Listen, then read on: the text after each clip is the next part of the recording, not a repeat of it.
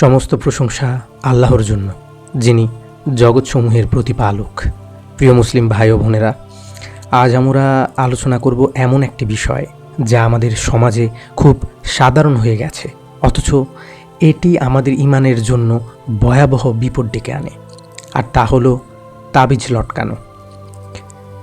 কেউ বলে বাচ্চা কুনজর থেকে বাঁচবে, কেউ বলে রোগ সারবে, আবার কেউ বলে ভাগ্য খুলবে, ব্যবসায় লাভ হবে। কিন্তু ভাই, একবার ভেবে দেখুন, এমন শক্তি কে দিতে পারে? আল্লাহ ছাড়া আর কারো হাতে কি এই ক্ষমতা আছে? রাসূলুল্লাহ সাল্লাল্লাহু আলাইহি সাল্লাম বলেছেন, যে ব্যক্তি তাবিজ লটকায় সে শিরক করল। আরেক হাদিসে এসেছে, যে ব্যক্তি কিছু ঝুলালো তার কর্ম সেই জিনিসের উপর ছেড়ে দেওয়া হবে। অর্থাৎ তুমি যদি তাবিজের উপর ভরসা করো, তবে আল্লাহ তোমাকে সেই তাবিজের উপর ছেড়ে দেবেন। তখন তুমি আল্লাহর সাহায্য থেকে বঞ্চিত হয়ে যাবে। প্রিয় ভাই ও বোনেরা, শিরক হলো সবচেয়ে বড় গুনাহ।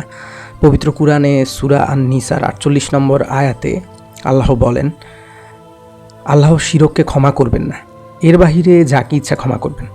তাহলে যদি তাবিজে ভরসা করে আমরা শিরকে লিপ্ত হই, তবে আমাদের সমস্ত আমলটুকু বরবাদ হয়ে যাবে।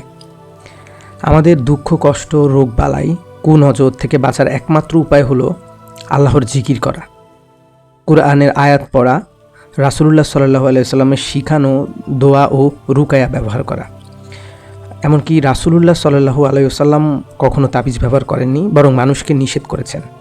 তাই আমার প্রিয় ভাই ও বোনেরা, আজ যদি তোমার গলায়, হাতে, কোমরে, বাড়ির দরজায় তাবিজ ঝুলে থাকে, তাহলে তা ছিঁড়ে ফেলো, কারণ এটি তোমার জান্নাতের পথে সবচেয়ে বড় বাধা হতে পারে। তাবিজ নয়, আল্লাহর উপর ভরসা করো, কারণ যে আল্লাহ তোমাকে সৃষ্টি করেছেন তিনি তোমাকে রক্ষা করবেন। আল্লাহ আমাদের এই ধরনের শিরক থেকে বেঁচে থাকার জন্য হেফাজত করুন।